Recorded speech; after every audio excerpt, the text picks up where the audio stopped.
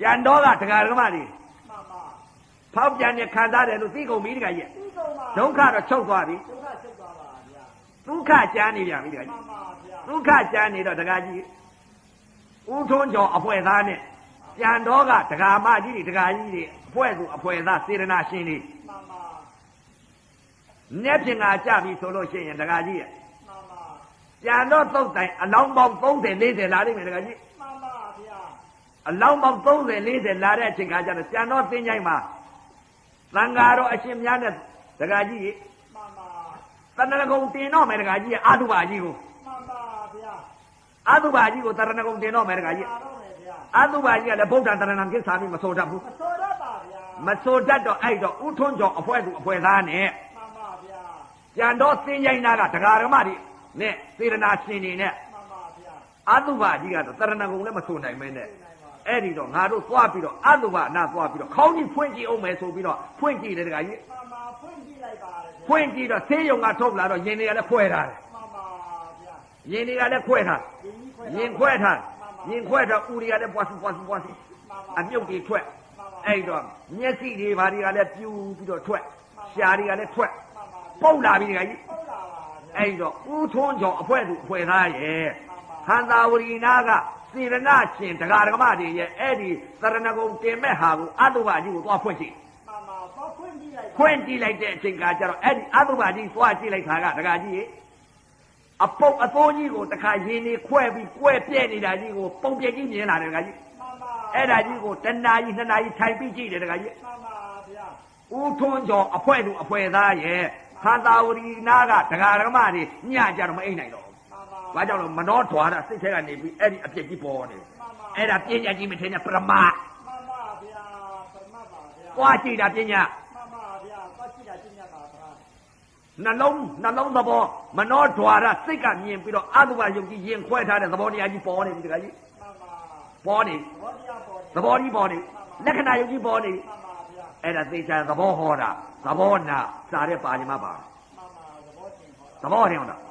အဲ့တော့ဥထွန်းကျော်အဖွဲ့သူအဖွဲ့သားရဲ့ဟန္တာဝရီနာကတရားဓမ္မတွေရဲ့နော်သင်္ချိုင်းကအသာလေးအစင်နဲ့တရားတွေ့ပြီတခါကြီးမှန်ပါတွေ့နေပါပြီဗျာတခါတဲ့ကို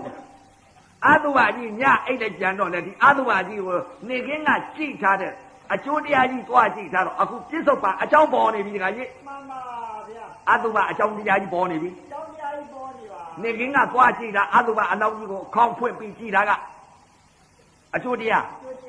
ဗျာမနောဒွါရစိတ်အမြင်မြင်နေတာကအခုအတုပလက္ခဏာကြီးပေါ်ပြီးတော့ပုတ်ပွားပြီးတော့ယင်ကြီးခွဲထားတဲ့သဘောကြီးပေါ်နေတာကအကျိုးတရားအကြောင်းတရားပါဗျာအကြောင်းတရားပေါ်နေနော်အဲ့ဒီအကြောင်းအတုပအကြောင်းတရားကြီးပေါ်တော့တလောကလုံးရှောက်ပြီးတော့ညလည်းမအိပ်ဖဲနဲ့ရှောက်ပြီးကြည့်လိုက်တဲ့ဥစ္စာတခါကြီးကြံတော့နာကကြီးမနိုင်ရှောက်ကြည့်တယ်ရွှေဆိုင်ကဟာတွေရှောက်ကြည့်တယ်ရင်ခွဲပြီးပုတ်သိုးပြီးတခါတည်းအရင်ပျော်ကျနေတဲ့သဘောကြီးမြင်နေပြီတခါကြီး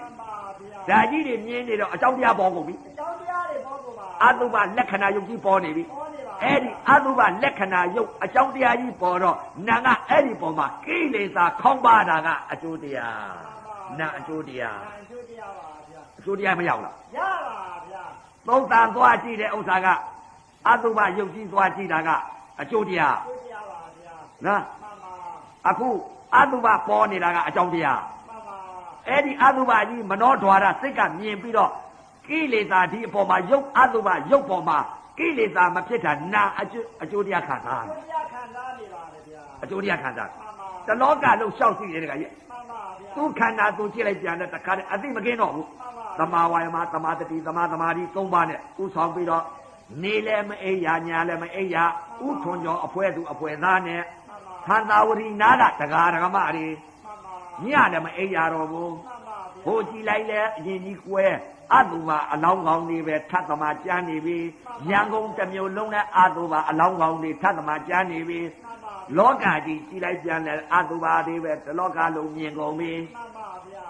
ကြည့်ချင်တဲ့စိတ်တွေမဖြစ်တော့ဘူးမြင်ရတဲ့ဥစ္စာဆင်းရဲပြီကိုယ်ခန္ဓာကိုယ်ကြည့်လိုက်ပြန်တယ်အမတန်ဆင်းရဲပြီ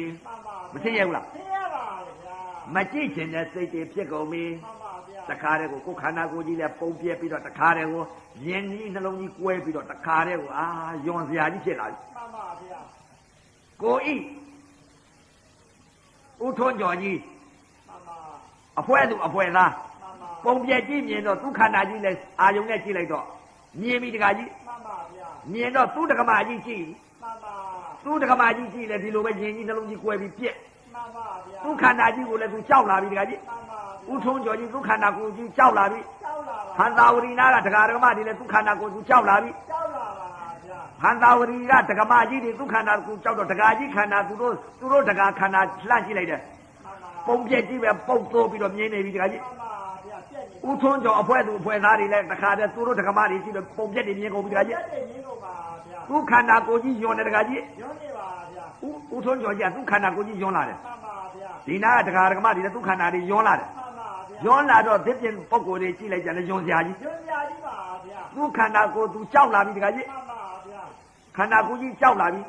ကြောက်တော့မလိုချင်ဘူးဒီခန္ဓာကြီးဒီအတုပကြီးဘယ်လိုချင်တော့မလဲတက်ထုတ်ပြီတခါကြီးယွန်းလာပြီတခါကြီးဒီအတုပကြီးလွတ်ချင်တယ်တခါကြီးလွတ်ချင်ပြီတဲ့လွတ်သလားမလွတ်ဘူးအတုပကြီးနဲ့ပေါင်းနေရပြီတခါကြီး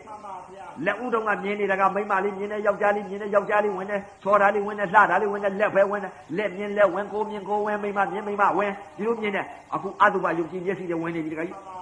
ဒါကြီးကိုကြည့်ရတဲ့ဥစ္စာကိုမနှောထွာရစိတ်ကနေပြီးမြင်နေပြီတခါကြီးမြင်နေတော့တခါတည်းဆင်းရဲပြီတခါကြီးဆင်းရဲပြီမကြည့်ကျင်တော့မကြည့်ကျင်တော့မကြည့်ကျင်တော့ပါလေတဲ့ကြည့်လို့လည်းလွတ်သလားမလွတ်ဘူးတခါတည်းဒုက္ခမခံစားနိုင်ဘူးဒုက္ခဝေဒနာဖြစ်သွားပြီဒုက္ခဝေဒနာဖြစ်သွားပြီဒုက္ခဝေဒနာကနေပြီးဒုက္ခဝေဒနာဖြစ်သွားပြီတခါကြီးဘယ်လိုဖြစ်သွားလဲဆိုတဲ့ဥစ္စာကျင်မောက်ကလာ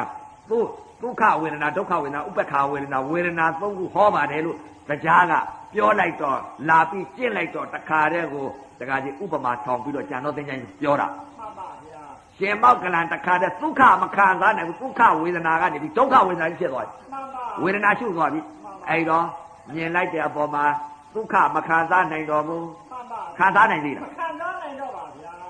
အဲ့တော့ဥထွန်းကျော်အဖွဲသူအဖွဲသားများဒုက္ခမခံစားနိုင်ဘူးမျက်စိကလည်းမြင်လိုက်ရင်ဟင်းဆိုဖြစ်သွားပြီ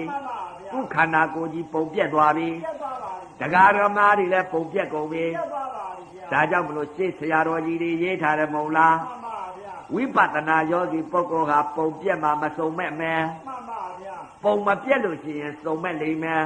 ဒါကြောင့်မလို့ပုံမပြက်တော့စုံမဲ့တာတွဲပုံပြက်တော့မစုံမဲ့မတာတွဲကိုခန္ဓာကိုယ်ကြီးအတုပါလက္ခဏာယုတ်ကြီးပေါ်နေပြီဆိုလို့ရှိရင်ဖြင့်ကိုခန္ဓာကိုယ်ကြီးဆက်ဆုံလာပြီယွန်းလာပြီကြောက်လာပြီမလိုချင်တော့ဘူးတလောကလုံးကြည့်လိုက်ရင်အတုပါတရားပဲဘလဘွားဖြစ်သွားပြီရင်းမြေတော်တောင်သမုတ်တရားသစ်ပင်ကြီးကြည့်လိုက်လဲပုတ်ပွားပြီးပျော်ကြကုန်ပြီရေကြီးကြည့်လိုက်ပြန်လဲပုတ်ပွားပျော်ကြကုန်ပြီသစ်ပင်ကြီးမြေကြီးကြီးရေမြေတော်တောင်သမုတ်တရားကြည့်လိုက်လဲပျော်ကြကုန်ပြီကြောက်ဆင်းလူဖရာကြီးတွေကြည့်လိုက်လဲပျော်ကြကုန်ပြီပုတ်ကိုပြီးပျော်ကြကုန်ပြီရွှေတုံဖရာကြီးကြည့်လိုက်လဲပျော်ကြကုန်ပြီအဲ့ဒီတော့မှတကားကြီးအော်ရွှေတုံဖရာလည်းမဟုတ်ပါလားအတုပါအပုံသုံးကြီးပါပြည့်စည်ရွရင်းနဲ့မတင့်တယ်မဖွယ်ရတဲ့တရားကြီးပဲကြောက်ဆင်းလူဖရာကြီးကြည့်လိုက်ပြန်လဲကြောက်ဆင်းလူဖရာငါထင်မှနေတယ်ဖရာရဲ့လို့ထင်မှနေတယ်အတုပါအပုံအသုံးကြီးပါလားသစ်ပင်ကြီးကြည့်လိုက်ပြန်လဲသစ်ပင်ရဲ့လို့ငါအတိတ်ကထင်မှနေပါလားအခုကြည့်လိုက်ပြန်တဲ့အတုပါတရားပါလားသစ်ပင်လည်းခေါ်ကြမရှိအတုပါလားရှိရေခေါ်ကြမရှိအတုပါလားရှိတော့ကိုခေါ်ကြမရှိအတုပါအပြည့်စည်းနေမတင့်တယ်မဖွယ်ရတဲ့တရားသာရှိမတင့်တယ်တဲ့မဖွယ်ရတဲ့တရားပြင်းကုန်တလောကလုံးတစ်ခါတည်းကိုဒုက္ခမခံစားနိုင်ဘူးတခါကြီးဒုက္ခဝေဒနာဖြစ်သွားပြီနော်ဒုက္ခဝေဒနာဖြစ်သွားပြီဒုက္ခခံစားနိုင်သေးလားခံစားနိုင်တော့ပါဗျာအဲ့ဒီတော့မှတခါကြီးမကြည့်ခြင်းနဲ့စိတ်မကြားခြင်းနဲ့စိတ်မနာခြင်းနဲ့စိတ်မစားခြင်းနဲ့စိတ်မထိခြင်းနဲ့စိတ်မသိခြင်းနဲ့စိတ်မယိုခြင်းနဲ့စိတ်မပေါက်ခြင်းနဲ့စိတ်ဒါကြီးကြည့်နေရတဲ့ဥစ္စာခန္ဓာ၅ပါးဥပါဒဏ်ဖြစ်ကုန်ပြီတခါကြီးနော်ဒါကြီးကိုတခါတည်းကြည့်ရတဲ့ဥစ္စာဆက်ဆုပ်ပြီတခါကြီးမှန်ပါဗျာကြည့်လိုက်တဲ့အချိန်ကဝေဒနာဖြစ်နေပြီမှန်ပါဗျာဒုက္ခဝေဒနာကဒုက္ခဝေဒနာဖြစ်သွားပြီမှန်ပါဗျာဒါကြောင့်မလို့သောတာပန်ပုဂ္ဂိုလ်သည်ဖောက်ပြန်တဲ့ခံစားတဲ့သိတာကာယတတိကာယ ानु ပါဒနာမှန်ပါဗျာသရဂါများရုပ်ပြက်ကိုအတုပါလက္ခဏာရုပ်ကိုမြင်လို့ဝေဒနာတတိဝေဒနာ ानु ပါဒနာမြင်တာလည်းဒုက္ခဝေဒနာကြားတာလည်းဒုက္ခဝေဒနာနာတာလည်းဒုက္ခဝေဒနာ စားလိုက်တယ်ရတာလဲဒုက္ခဝေဒနာဖြစ်ရောပေါ့အပုပ်အပုပ်စဉ်းစားနေတာသိတယ် မှန်ပါဗျာ မတင့်နဲ့မဖွဲရတဲ့ဒီကိုစားနေတာအရိယာများမစားနိုင်ဘူးဝေဒနာကြီးဖြစ်နေလို့နော်မြင်တာလဲဒုက္ခဝေဒနာကြားတာလဲဒုက္ခဝေဒနာနာတာလဲဒုက္ခဝေဒနာစားတာလဲဒုက္ခဝေဒနာထိတာလဲဒုက္ခဝေဒနာသိတာလဲဒုက္ခဝေဒနာယိုတာလဲဒုက္ခဝေဒနာပေါက်တာလဲဒုက္ခဝေဒနာဒုက္ခဝေဒနာဖြစ်ကုန်ပြီ ဖြစ်ကုန်ပါဗျာဒုက္ခဝေဒနာဖြစ်ပါ ဖြစ်ကုန်တော့ဘာလဲတဲ့မြင်လိုက်တဲ့ကဒုက္ခဝေဒနာသိတာဝေဒနာသတိ မှန်ပါဗျာ နော်ဝေဒနာသတိ